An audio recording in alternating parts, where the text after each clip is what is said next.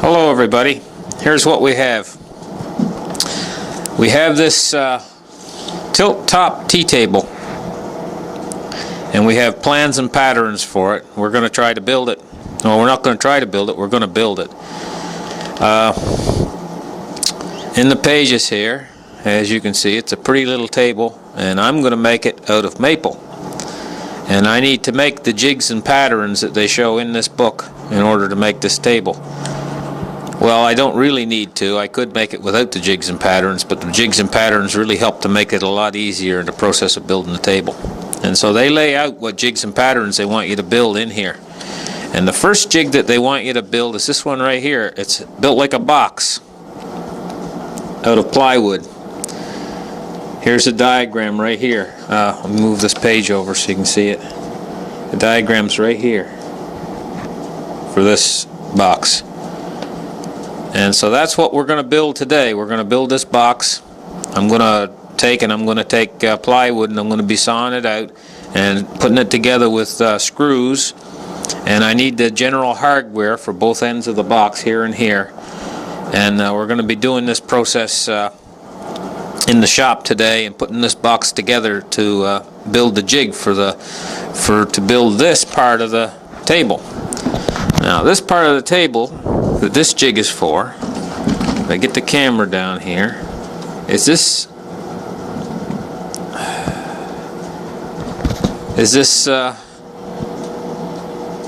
right here, this spindle, the pedestal. It's a full-scale detail of the pedestal, and the pedestal's turned on the lathe, but the jig is to cut these dovetail joints in the base where the legs fit in. That's what the jig's for, so the jig we're building today. So let's get started on it. Okay, the first cut is made on a table saw. It's going to be 5 3/8 inches, and we're going to rip this piece of plywood at 5 3/8 inches for the first cut.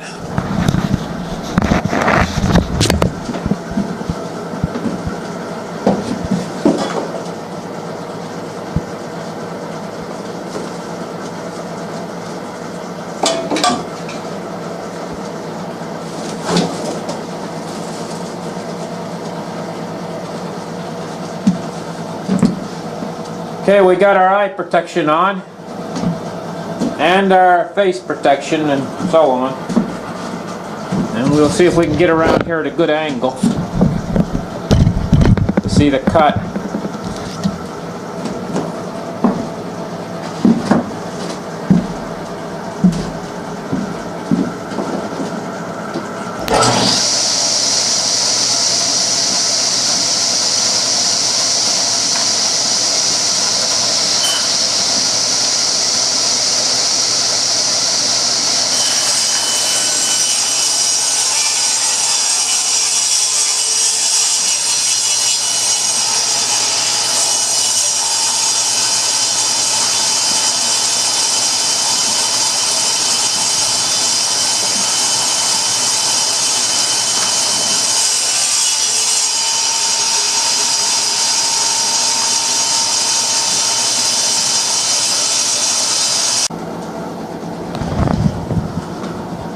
Okay, I just measured the piece. We're exactly 5 3/8 inch tall. Precise. It looks to be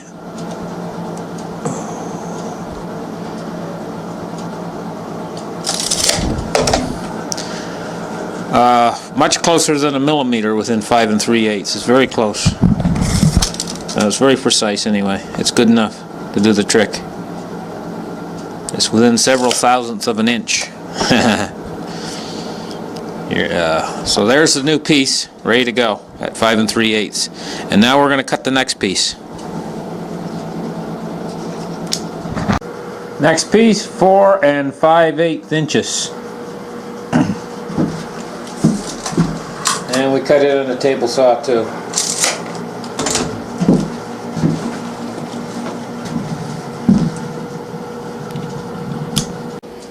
Two pieces needed, 25 1/8, and we're going to cut them out here on the compound miter saw. So first thing to do is we're going to measure. I'm going to trim off the end down there because that's not a real good piece of wood. And plus, by trimming off the end, we get a better square on the cut.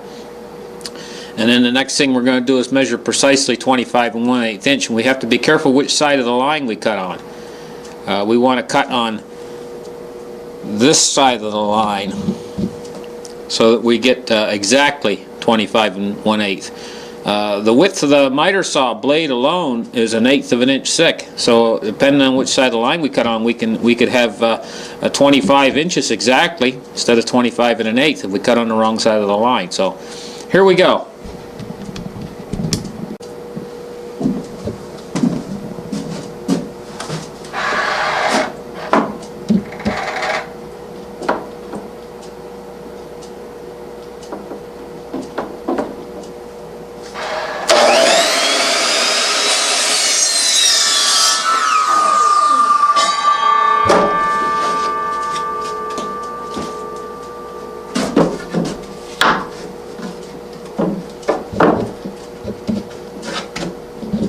As you can see, if I put these down here tight against the thing, the two of them together, and these were two separate cuts I made, and if I shift them around this way, you can see they're exactly, two are exactly 25 1/8.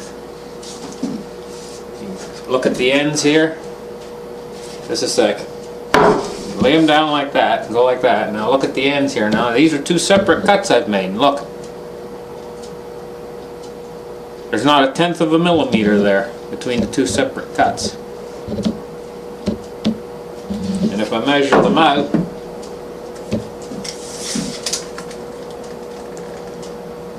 if you get this on the tape, take a look.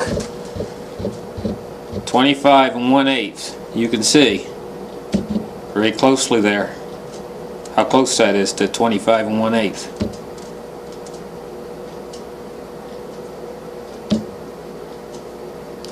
It's not 25 1/16, and it's not 25 3/16.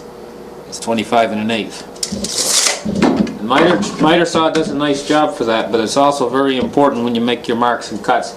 And also, you bring your blade down like that to where the cut is. Bring your blade down like that to where the cut is, to where the mark is, and take a look at where the teeth are going to touch the mark.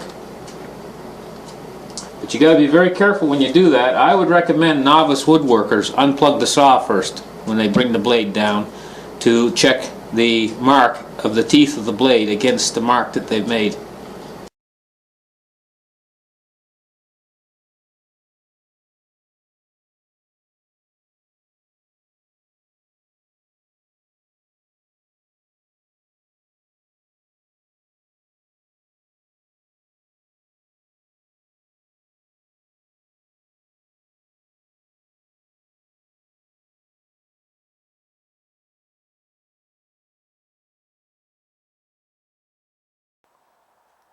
Okay, a little misreading of the plan in the box, and I couldn't figure out what it was, what I was doing wrong. I was looking at the plan, and I was trying to figure out what was wrong with it on this end of the plan here, because here it says clearly, back end 6 inches wide by 4 5/8 inches tall, and I measured this piece, and it's exactly 4 5/8 inches tall, and I was wondering why is this shorter than this piece here, if it's 4 5/8 inches tall.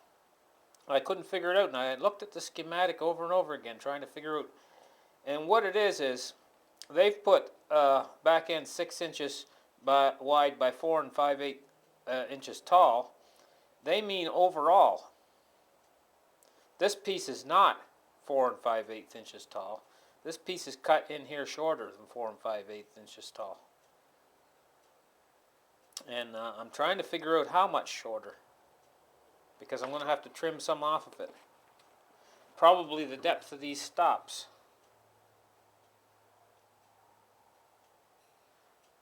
So anyway, I figured out what the problem is, and now I got to fix it. And so it's going to require trimming some off of this piece.